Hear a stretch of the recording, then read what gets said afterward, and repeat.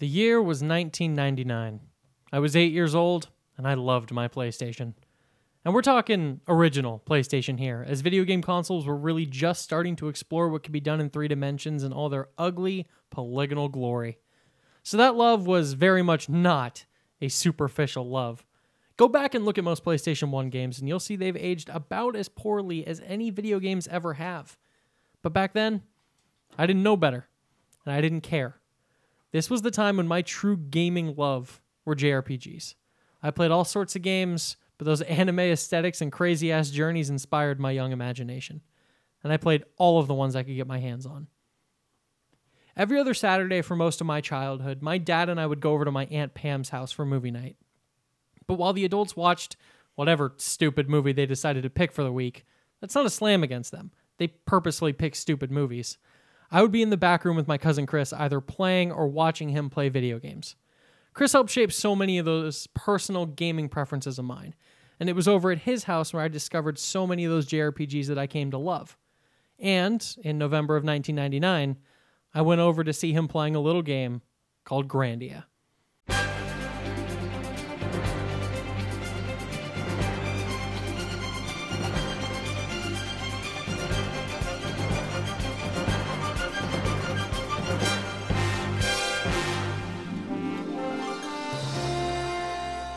Grandia was created by Game Arts, who were also responsible for Lunar 1 and 2, two more of my favorite JRPGs from the PS1, and was originally released on the Sega Saturn in 1997. A few years later, it found itself both on the PlayStation and heading west. And there was something about it that grabbed me. Maybe it was the fun and varied character designs and sprites. Maybe it was the lighter and more adventurous tone than other games of its genre. Or maybe it was the fantastic soundtrack.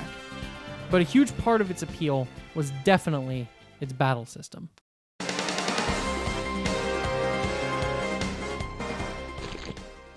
Grandia had one of the most engaging and tactical battle systems I'd ever experienced in JRPGs, and even now it's still a system that I lament has been abandoned with a regrettably discarded franchise. Characters are all placed on a 3-dimensional battle area and move around as they fight. All of the participants, both party members and enemies, are all represented on a timeline, showing how long until their turn comes up. Depending on the actions you take and how fast your character is, that can take various different amounts of time. But the key to that strategy is, at a point at about 4/5 of the way through the timeline, you select your character's commands. After they get to the end of the bar, they then take those actions. Not only does this mean that there is a delay between your selection of the commands and them actually performing their abilities, but during the time between the command selection and their execution of those commands, a character's action can be cancelled by certain attacks or skills. This is true both of your moves and those of the enemies. As such, planning ahead to make sure the enemies would still be where you want them to be and attempting to cancel any dangerous moves that enemies might be releasing means that your proper action management and strategy were key to beating some of the most difficult battles. It's simple to pick up and understand, but at a crap load of depth. The story for the game is actually a bit of a nice change of pace for many JRPGs of the time. Instead of being some serious mercenary with a tragic backstory, he plays Justin, a young boy living with a single mom and dreaming of going on an epic adventure. And you know what? By golly, he does just that, with no tragedy necessary. Details inside. Tagging along with him is his childhood friend Sue, and not very long into his journey, an experienced adventurer named Fina. And like all great JRPGs, they meet new friends along the way and eventually discover an evil conspiracy, a long-destroyed civilization full of countless secrets, and a threat that could destroy the world. But, all of it happens in a fun way. While the original Grandia does have its share of darker and serious moments, it manages to keep a fun, light tone for quite a bit of the game, much of which is helped by its incredibly likable and fun main cast. And much of their fun and likability is not helped by some truly terrible late 90s voice acting. No, Mullen. It's not too late. We were all wrong. When I was 8, this was some of the worst voice acting I'd ever heard in a video game. It's sort of charming in a weird way, though, which really translates to you kind of developing a form of Stockholm Syndrome about it. Lean!